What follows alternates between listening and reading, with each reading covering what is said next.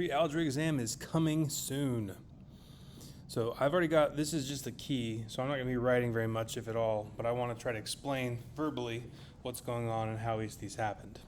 So when we're converting from a decimal to a percent, excuse me, I said that backwards, a percent to a decimal, you move the decimal point 2 places to the left. So there's an understood decimal point after the 255 that's on its far right. You move it to the left 2 spots to make it 2.55. And by the way, feel free to jump around in this video to whichever questions you need the most help with. You're not certainly required to watch this at all, and you're certainly not required to watch the entire thing if you just need help on a few parts. Same idea here. We have an understood decimal here. We move it to the left 2 spots, making it 0.29. Understood decimal at the end of the 40, moving to the left 2 spots, that makes it 0.40, but you don't have to write the 0, so that's why they just wrote 0.4. And this one, have an understood decimal here, we move to the left 2, so it's 0.11.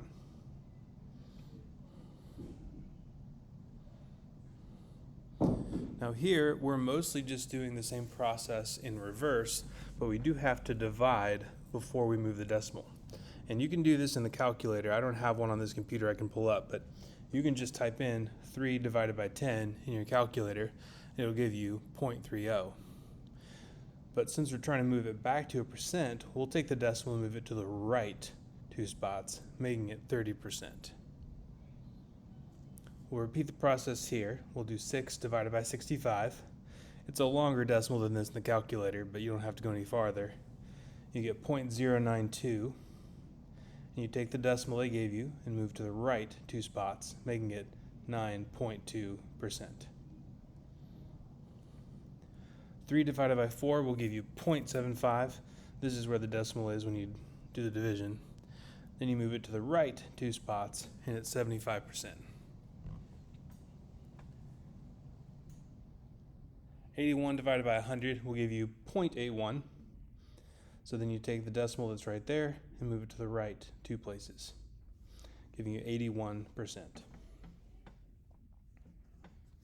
Now there are a lot of equations I will provide for, formulas I'll provide for you. The 2 you see here though are not among those. You'll have to remember this. When you're asked about percent change, you're going to have to remember new minus old, all divided by old. So in this one, the old, or the original, you can also call it, is 57. The new number is 9. So we just plug in 9 for the new, 57 for the 2 old, and we get negative 0.842. The negative tells us it's a decrease. That's the direction of the change, it's a decrease.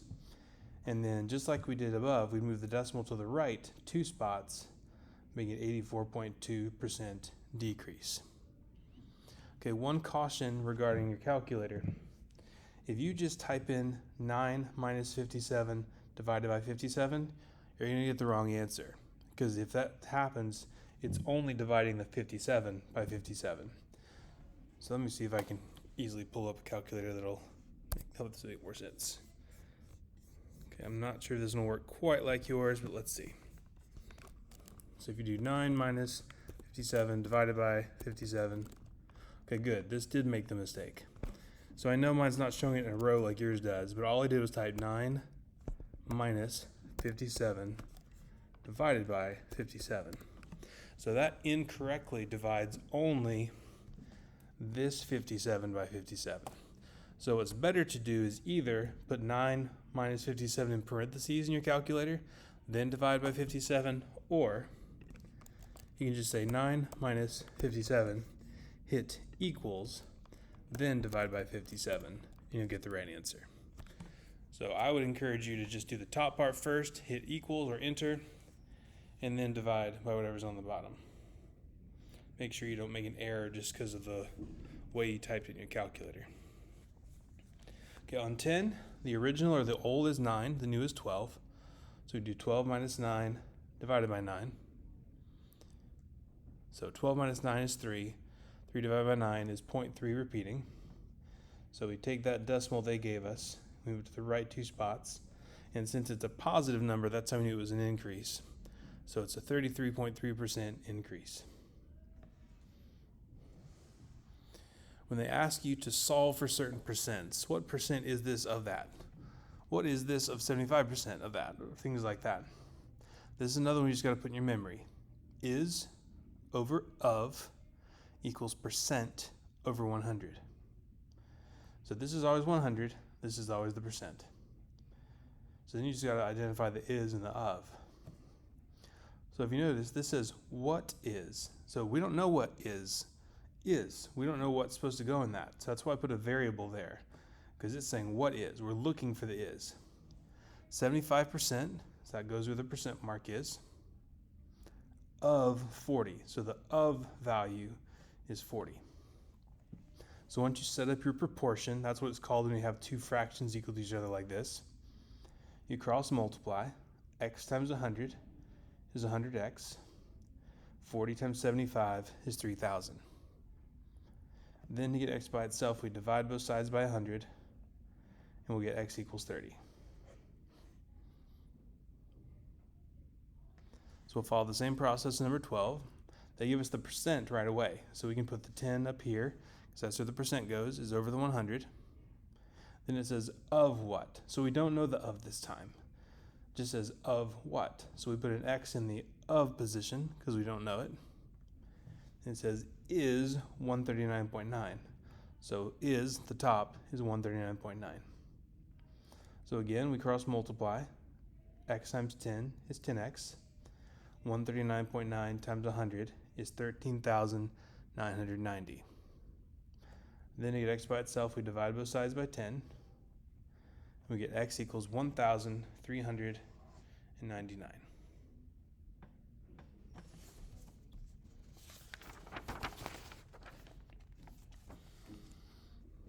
Okay. When they're talking about selling prices, our first step is always to multiply the cost by the percent, but you do have to change the percent to a decimal.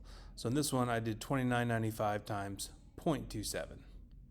Now this is a markup, meaning they're going to add 27% to this cost.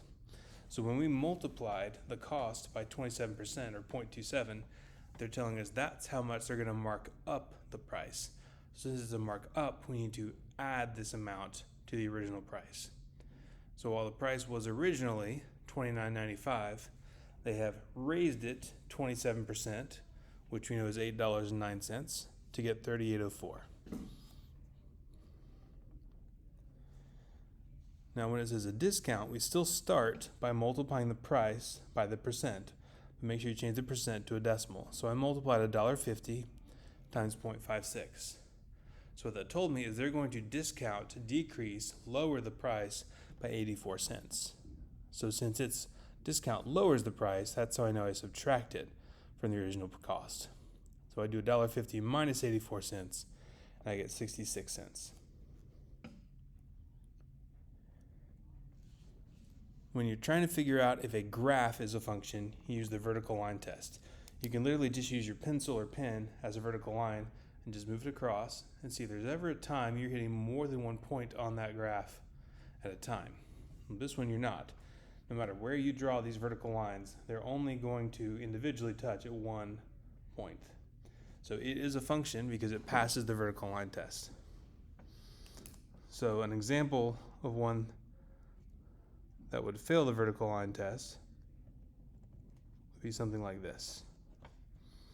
Because that would hit, a vertical line would hit that at 2 points. When it's ordered pairs we're looking at, we have to look at the x values and only the x values. Y's can be anything they want to be. X's can be anything they want to be too, but they're not allowed to repeat. So remember, the variables or the ordered pair is always x first, then y. So we see 2, 6, 1, 4, 6. Ooh, 6 shows up twice. So since the x's repeat, it's not a function. 17, rate of change and slope mean the same thing. It's talking about how quickly y changes in reference to x.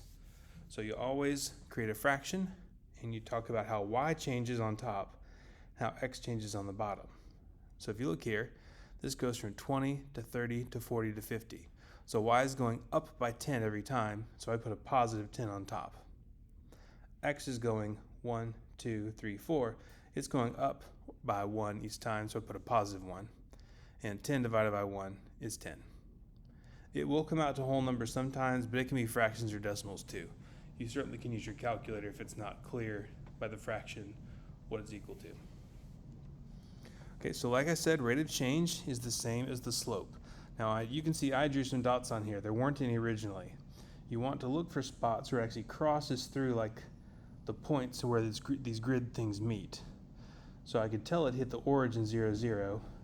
And I could tell it also crossed through this point right here, this one up here, and you can go backwards and see those as well. Now you can pick any two of those points to figure out the rate of change or the slope. So we first see how high up or down it goes. So I'm always going to move. I'm talking too fast. I'm going to hold on and pause. Okay. So let me back up. You pick 2 points where it's hitting the grid. Always start at a point on the left. Now I can start at any point I've marked. I'm just choosing to start at 0, 0. But I always want to move to a point that's to the right of that point. So I'm trying to figure out how much do I have to move up and over to get from this point to this point. So you just count and you see I have to go up 1, 2, 3, 4 to be level with this point, and then over 1. So up means it's a positive 4. And over 1, it's always going to be a positive on the bottom. So we get 4 over 1, same as it is here, change in y, which is up and down, over change in x, which is left and right. So the slope or the rate of change is 4.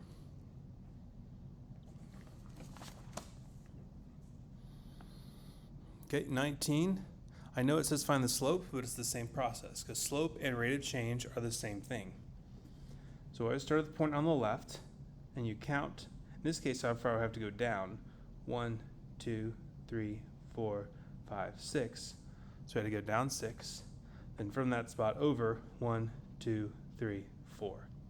So since we had to go down 6, we put a negative 6 on top, and we put a positive 4 on the bottom. So that reduces to negative 3/2, which gives us our answer. 20, we start at the point on the left, which is here. We count up 1, 2, 3, 4, 5, 6, up 6, and over 1 to get to the point. So up 6 means a positive 6, over 1 means a positive 1. 6 divided by 1 is 6. Prime numbers are numbers that can only be divided evenly by 1 and themselves. So that's what makes 17 prime. The only numbers you can divide 17 by and get a whole number result are 1 and 17. If you do 2, you get a remainder, 3, 4, 5, 6, 7, all the way up until you hit 17, you get remainders every time. However, a number like 81, yes, of course, you can divide it by 1 or 81, and that's fine to do, but you could also divide it by 3 or 9, or there's a few others too, but as soon as you realize there's at least one number other than 1 and 81 that goes evenly into it, that tells you that it is a composite number.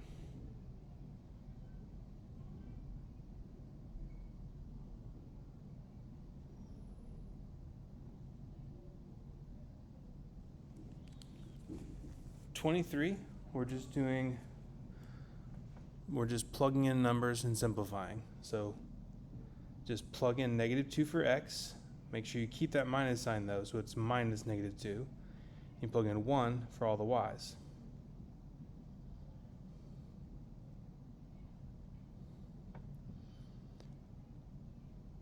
So 1, change this minus a negative to plus plus. Plus 2 is 3. 3 minus 1 is 2. Follow the same process on number 24. I plug in 3 for the x value. I plug in -4 for the y value. So you see I have that here. Now, somebody in class had asked me, could you use the distributive property? Absolutely. If you want to do 3 times negative 4, you get negative 12, and 3 times 1, you get 3. That will give you the correct answer. Nothing wrong with that. I'd be more inclined, since we can combine negative 4 and 1, to just go ahead and add those together and get negative 3, and say 3 times 3 is negative 9. You can see they both work and get you to the same place, but whichever way you want to do it is fine. 25, I plug in 2 for x and 3 for y. 2 squared is 4. 4 plus 3 is 7. As long as you're careful about plugging these in, you should be good. I plug in negative 4 for m, both of them, this one and this one, positive 2 for p. So negative 4 times 2 is negative 8. Negative 8 plus negative 4, since they have the same sign, we just add them together and keep their sign and get negative 12. When they ask for prime factorization, you can think about doing the factor tree. And there's more than one way to start the factor tree. Like you could have said 3 times 35 as your first two. That's okay. You'll still get the same result at the end. I chose 5 times 21 gives me 105. And I just underlined 5 to tell myself that's a prime number. I don't have to go any farther with that. But 21 can still be split up farther into a 3 and a 7. But now everything we have is prime. So the prime factorization of that number is 3 times 5 times 7. So 20 is similar, and I checked. I don't think there's anything, well, let me get through this before I say that. This does write this squared weird. This is saying f squared times g, like that. They just wrote it in a weird font, but there's nothing in that weird font on the actual exam. So we prime factor 24 first, just the way we did 105. Just break it up. I did 2 times 12. And then 12 is 4 times 3. Now, I think the program I used to make this made a mistake here, because they stopped at 2, 3, 4. And then wrote 2 f's, which is correct because it's f squared, and 1 g. But the 4 needs to be split up into a 2 and a 2, because 4 is not prime. So we can split up 4 into 2 and 2. So we should have 2, 2, 2, 3, no 4, FFG. Like I said, I made sure on the exam there's not a mistake like that the question's made. 29. When you're multiplying, you add the exponents together. The exponents are the numbers written up high. But you multiply the coefficients, the numbers in front of the variables, just like normal. So 8 times 3 is 24. 4 plus the understood 1 is 5.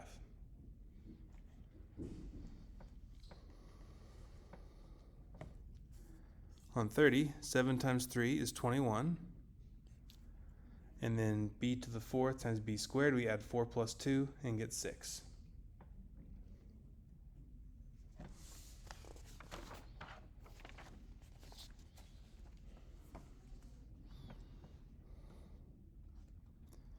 Okay, like I said, when we're multiplying, we add the exponents. When we're dividing, we subtract the exponents.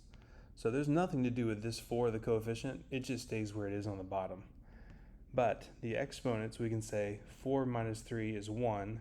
So a to the 1st is what should be on top. So that has an understood 1 right there. Another way you can think about it if it helps you is a to the 4th means a times a times a times a. A to the 3rd means a times a times a. So when you write it out this way, you can say, okay, I can cross out this pair of a's, this pair of a's, and this pair of a's. But this a and this 4 stay, giving me a to the 4th. On 32, you can reduce 4/6. They're both divisible by 2, so divide them both by 2 and get 2/3. And when you're subtracting, you always want to do the bigger one minus the smaller one. So if I do 4 minus 2, that tells me I'll have 2 x's in the denominator, because there's more x's in the denominator than the numerator. So again, if you split it up and show x squared is 2x's multiplied, x to the 4th is 4x's multiplied, you can cancel out pairs and see why we have 3 x squared on the bottom.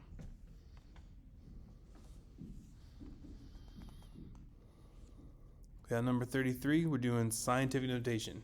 You always want exactly one number to the left of the decimal when you're writing in scientific notation.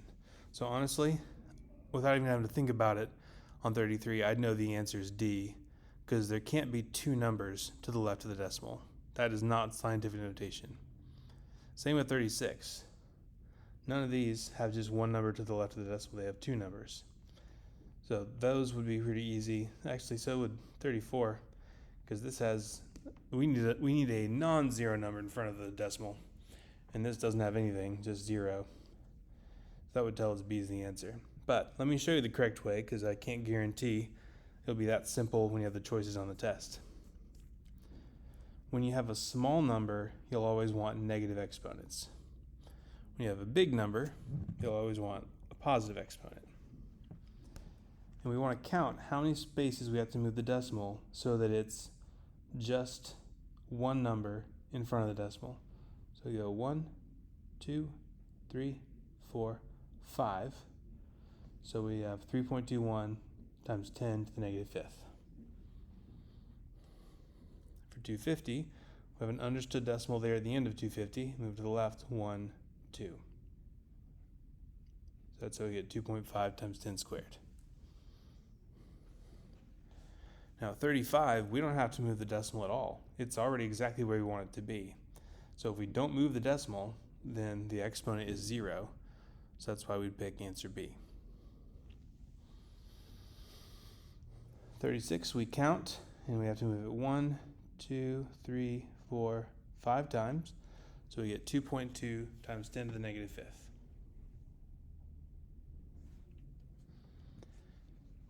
While you will have a calculator, you should be able to do 37 and 38 without one. The square root of 16 is 4, because 4 times 4 equals 16. And the square root of 25 is 5, because 5 times 5 equals 25.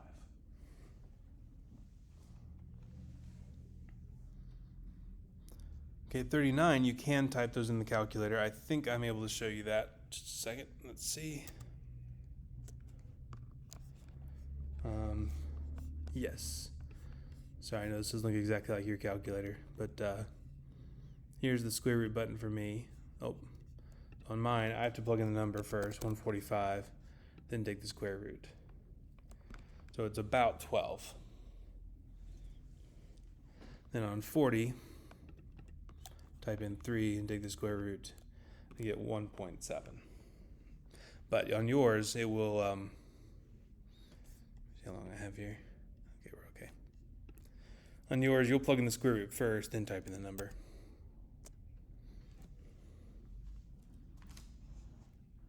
Okay, 41, a triangle always has 180 degrees.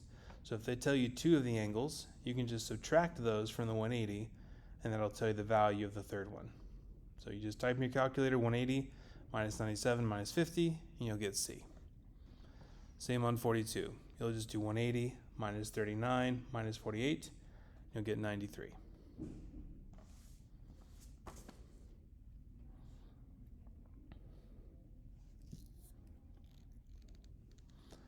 On 43, we have two equal sides, so that tells us we're isosceles. Two equal angles tells you the same thing. But since all the angles are less than 90, that tells us it's acute. A right triangle happens when one of the angles is 90 degrees, like in number 44. So that's what immediately tells us to go to the right description, because it has a right angle, 90 degrees. Since all the angles are different, that means it is scalene. If all angles or all sides are different, it's scalene. 45, all the angles are equal. That also means all the sides are equal, or I should be saying congruent. So that makes it equilateral. Also would make it equiangular. They can use either word. Equilateral means all sides are equal.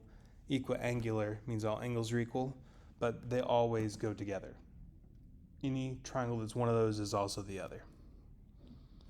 46, all the angles are less than 90, so it's acute. All the angles are different, That means all the sides are different, so it's scalene.